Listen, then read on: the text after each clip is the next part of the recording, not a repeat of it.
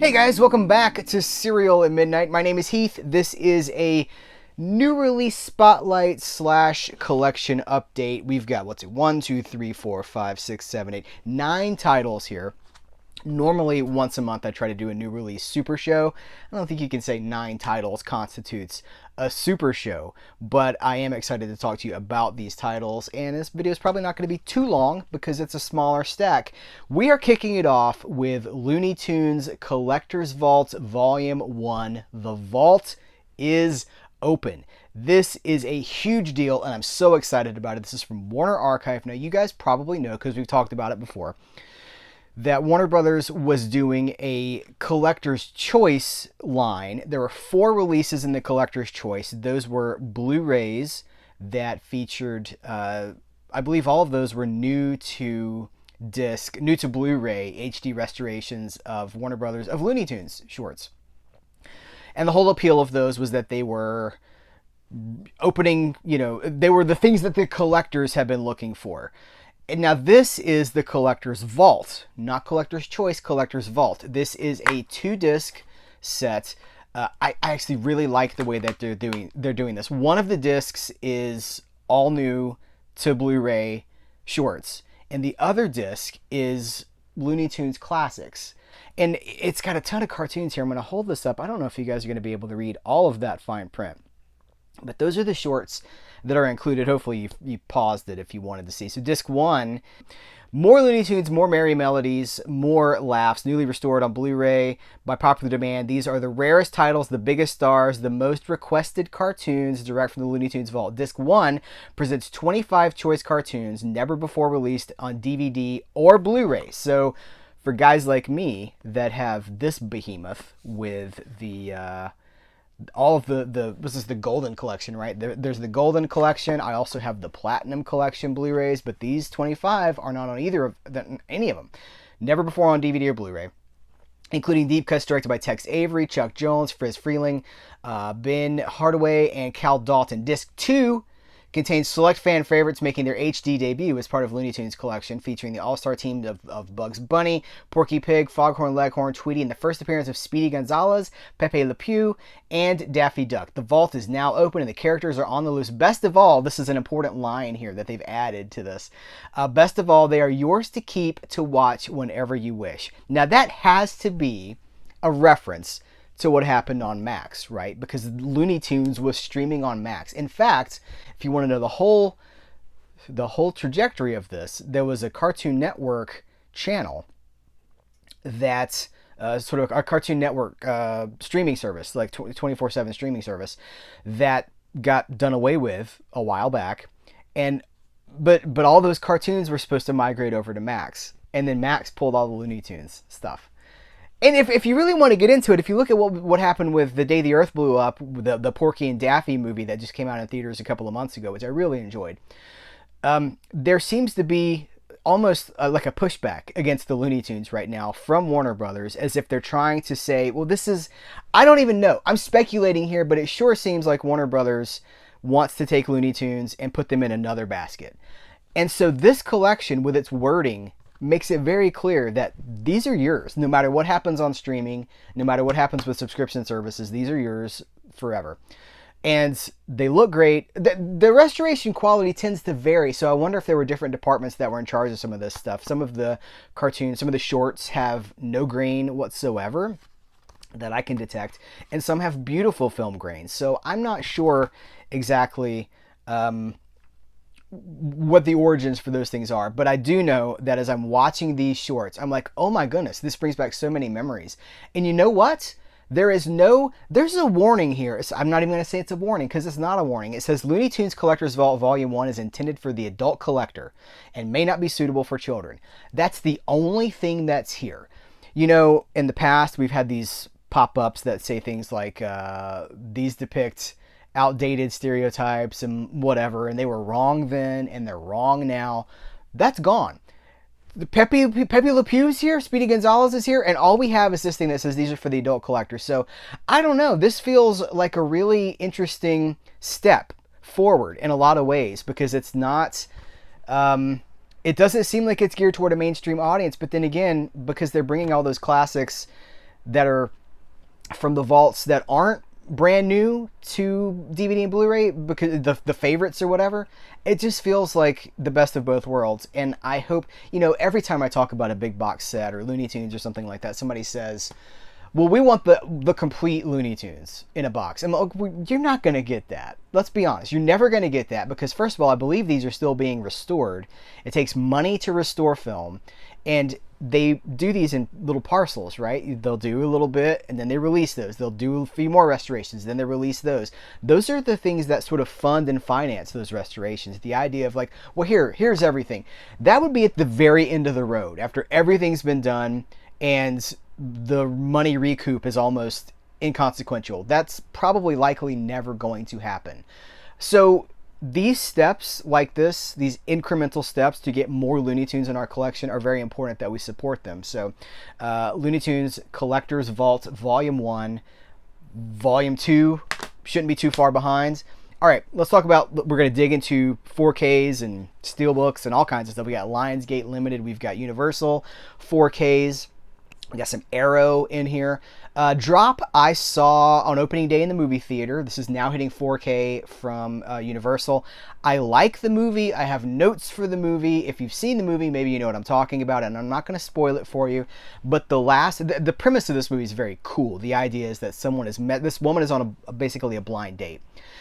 And she's got her son is at home with the babysitter, and she's getting notifications on her phone about what's going on back at the house. Super relatable in real life, right? And then someone starts messing with her on her phone and sending her drop notifications and drop messages that can't be traced. And there's a larger, like, hostage sort of a plot at play here. That there's political is not the right, espionage. There's espionage involved. I enjoy that movie. And then the last 15 minutes, it really turns into something else. And it feels like a Blumhouse movie. And it just gets really silly for me. And I didn't care for that. The last 15 minutes I feel like some executive said, well, that's not the end of the movie. We need a whiz, bang, pow, whatever. And meddled with it. And really, really kind of messed the whole movie up. Because of the conclusion is such an important part of a movie. It doesn't conclude well to me. We've got bonus features, a recipe for thrills, the making of the movie, a palette for panic. You see what they're doing, a recipe and a palette, because it takes place in a restaurant. Killer chemistry and the feature commentary with director Christopher Landon, which I have not listened to. I wonder if the director talks about maybe the last 15 minutes of the movie. This is the 4K and the Blu-ray and a digital code, so you know what you're getting here. It's interesting that the 4K has the cool, they it's got art on the disc, but if the Blu-ray, it's like, if you want art on the disc, you got to upgrade to the 4K.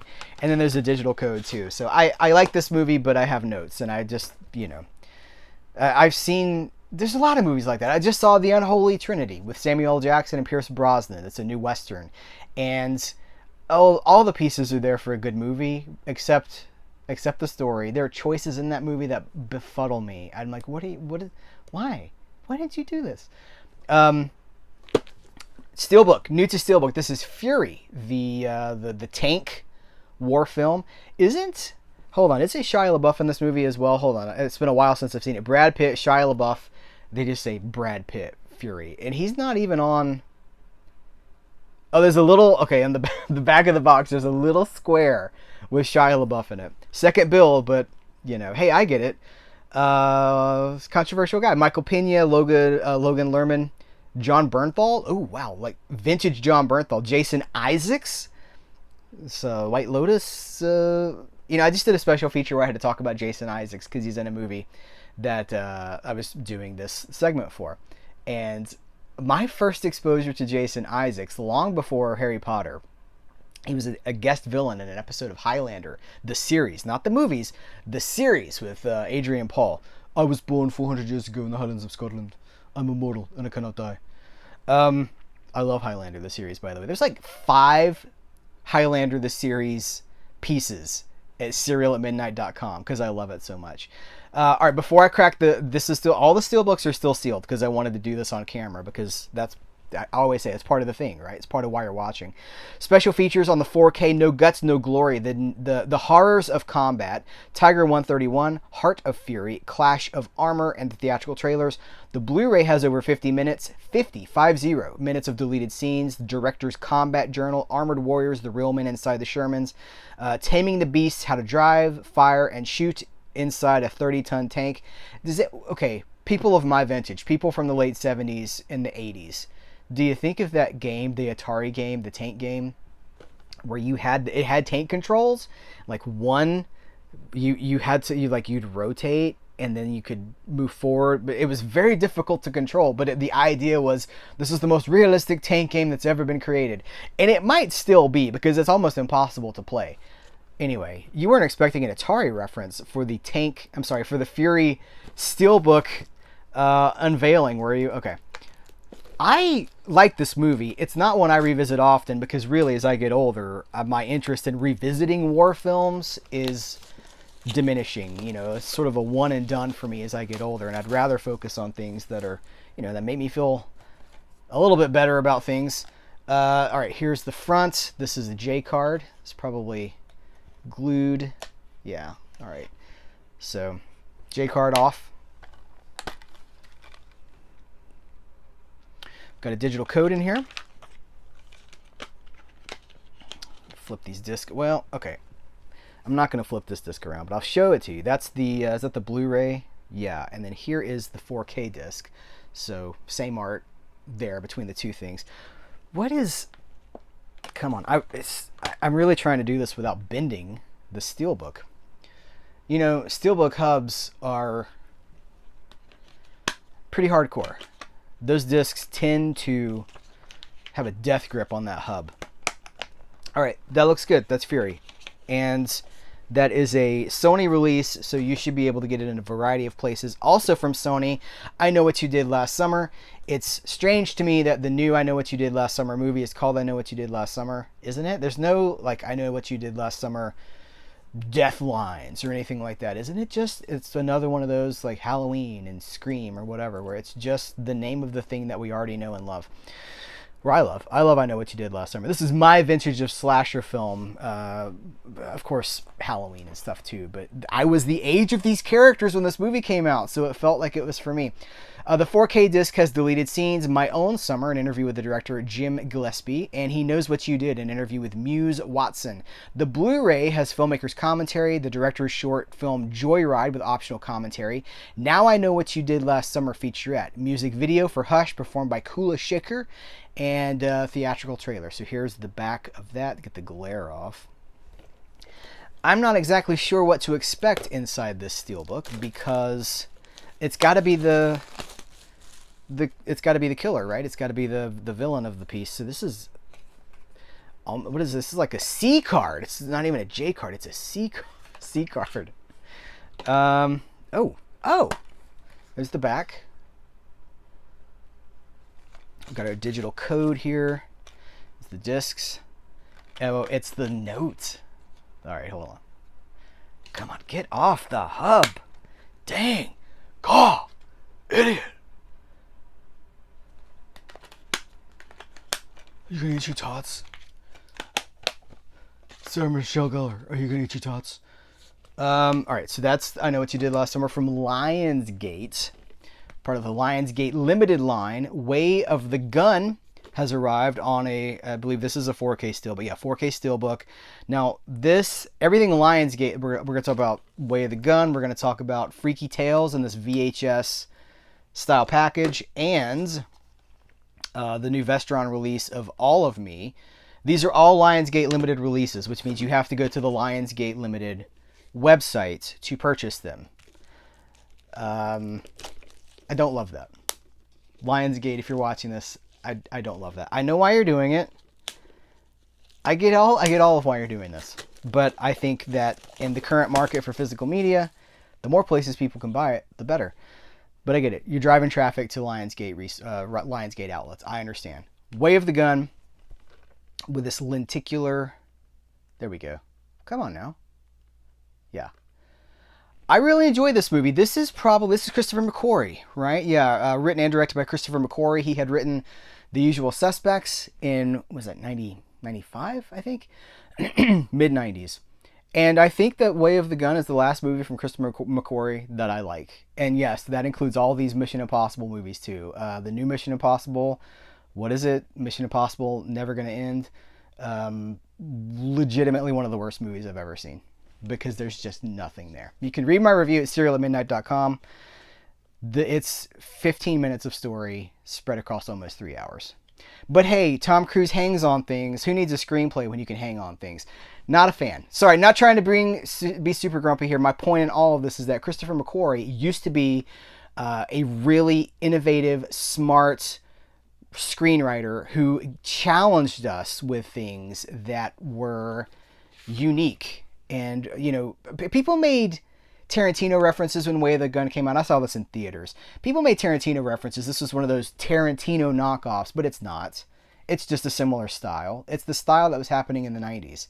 Or this is actually 2000, isn't it? What year is this movie? Yeah, 2000. 2000 is basically the end of the 90s. All right, so here is the Steelbook. And this is a one disc affair. We have a 4K disc here. There is no Blu-ray here, so that's the disc. And that is, yeah, I'm going to be honest with you guys. I don't love this. I don't love this. And if someone says, well, why did you buy it? I did not. Lionsgate sent this over.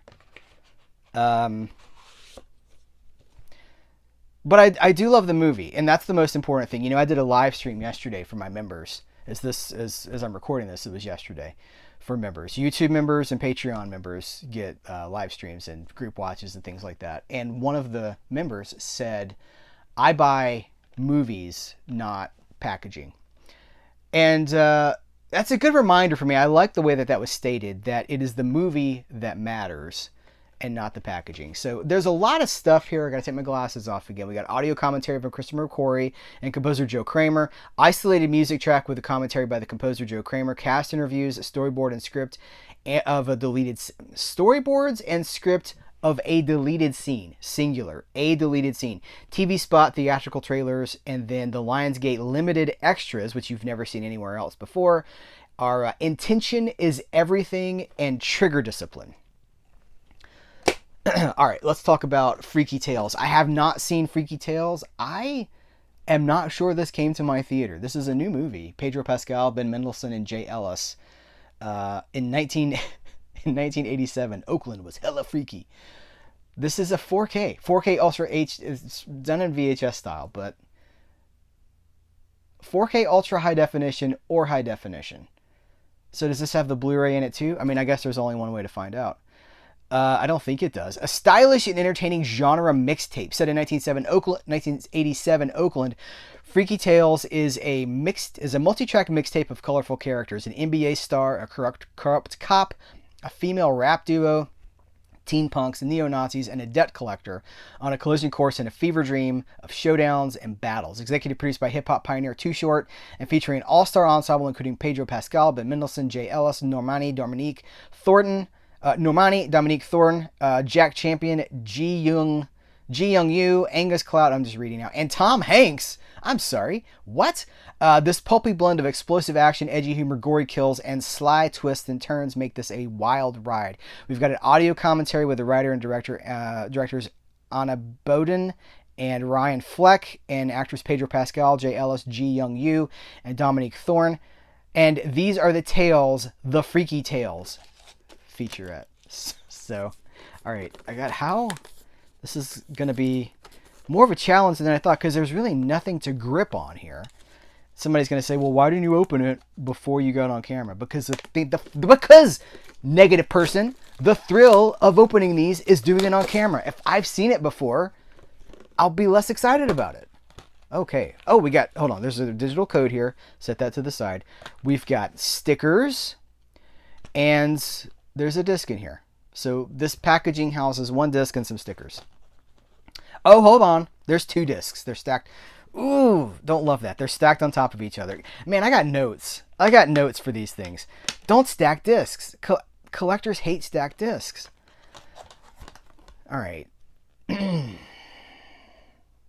So this is probably the 4K, and this is the Blu-ray. Yeah, so why does it not say Blu-ray anywhere? There, it says because it's 4K ultra high definition or high definition. That's not consumer friendly. Did you get a good look at the stickers? Who's seen this movie, and what did you think about it? This is it's very light because it's just discs. It's just the case and discs. All of Me, Steve Martin, and Lily Tomlin. I haven't seen this movie in ages, probably since TV in the 1990s. It's making its Blu-ray debut. It stars Steve Martin, Lily Tomlin, a riotous tale of body-swapping misadventures. We've got it's a Carl Reiner movie, right? It's Carl Reiner, right? Yeah, Carl Reiner film. We've got audio commentary with film historian Joe Ramone, an interview Back in the Bowl, an interview with screenwriter Phil Alden Robinson, video essays, Bodies Behaving Badly by film critic Cerise Howard, and Hilarity Ensues by Hollywood historian Stacey Lane Wilson. Okay, still gallery, teaser trailer, theatrical trailer, and TV spots. Digital code, 1 disc. What do you think about this movie? I will say this, the Vestra Online, they really are mining some deep cuts that have kind of fallen off the radar. Because, I mean, I haven't thought about this movie in so long. But, yeah, if this is the Blu-ray debut, I mean, we are what? 15, 16 years into the Blu-ray cycle? So, it's time. Actually, we're coming up on 20 years. Didn't Blu-ray come out in... Anyway. It's not the time or place for this.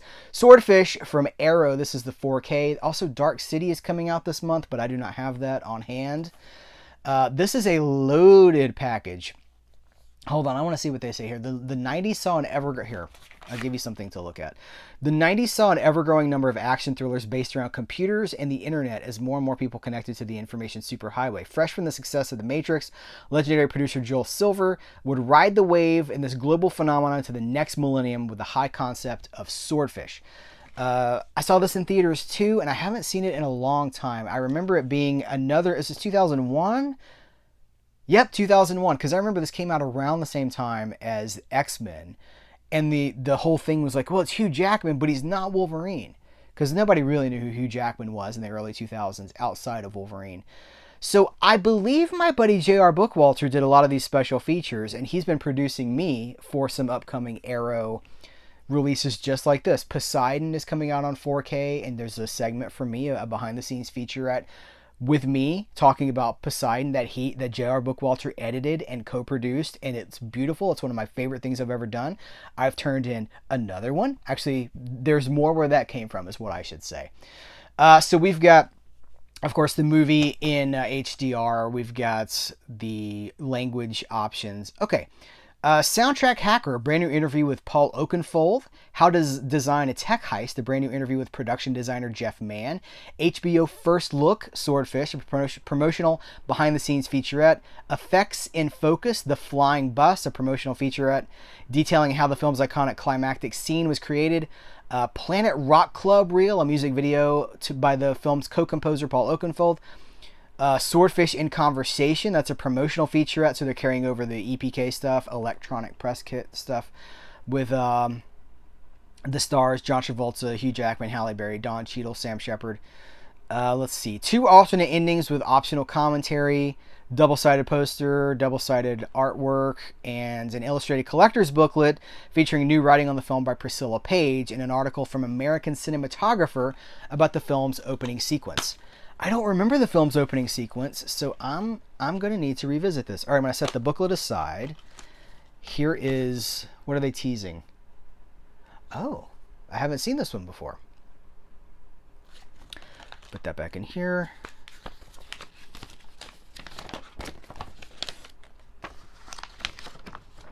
This reverses to... I like this. It's like half sheet style. Horizontal. One side's vertical, one side's horizontal. I like that. Here's what the disc looks like. Swordfish. And we got, yep, so there's a reversible art, which I guess I'm not going to flip because that's what the slipcover looks like. And I gotta have 2 pieces of art as I drop this slipcover. Okay. What we got here? This is the booklet. The Neon Dream of Swordfish by Priscilla Page, and The Frozen Moments, originally published by American cinematographer March 2001 by Christopher Probst. All right, let's see. Here is the Neon Dream of Swordfish, and oh, look, wraparound. It's the whole thing right there, the whole piece of poster art. Let's skip to page 25. The Frozen Moments. Oh, did they do they did the thing with like the Matrix with the multiple cameras and it goes 360. Is that right? Isn't that what they did? That's ringing a bell. That's a lot of text. Good. Americans, I don't know that magazine, or I don't have that magazine. Anyway, okay, so that's the booklet for Swordfish. Hopefully I'll have Dark City soon for you guys, because I love Dark City. The last thing we're going to talk about is Long Lonesome Highway, the story of Michael Parks. I'm very excited about this. I have some Michael Parks. I have one Michael Parks record, a record album. Long Lonesome Highway is the story of the greatest performer that you've likely never heard of. Have people not heard of Michael Parks? Once called the world's greatest living actor by Quentin Tarantino, Michael spent the majority of his life being blacklisted by the Hollywood system. This documentary is designed to show the world an unmistakable talent by they failed to pay enough attention to. We got an audio commentary from the director, Josh Roush, and executive producer Kevin Smith. An original theatrical trailer, Kevin Smith put him in, is it Red State? Yeah. Kevin Smith was a big Michael Parks fan as well. And I don't know, there's, on the back of the box here, we've got Kevin Smith, we've got Kurt Russell, I think this is Justin Long, and this looks like we've got Robert Rodriguez, and Mickey Rourke is here as well. Boy, my eyes are getting older, which they are those are really small pictures of famous people. Those should really be like, those should be bigger in my opinion, but I didn't produce this disc. A lot of notes for this episode, right? But that's okay. It's good to have opinions. This is a DVD. I don't think this is getting a Blu-ray release, but it might get a digital release, which would probably be in HD. That's usually how that works. All right, that's our sort of collection update, new release spotlight. What are you interested in? What are your thoughts about, I mean, I am consistently asking for feedback about the Steelbook situation, with companies leaning further into Steelbooks. It's as if Steelbooks are the emerging market right now, and companies know that they can charge more for them, they bring in more revenue, and that's somehow supporting the overall health of the industry. 4Ks and Steelbooks, whereas I feel like most collectors are happy with Blu-rays and standard packaging. You tell me what you think, and we can continue that conversation in the comments below. Thank you guys. I appreciate you. Take care. Till next time, I will catch you later.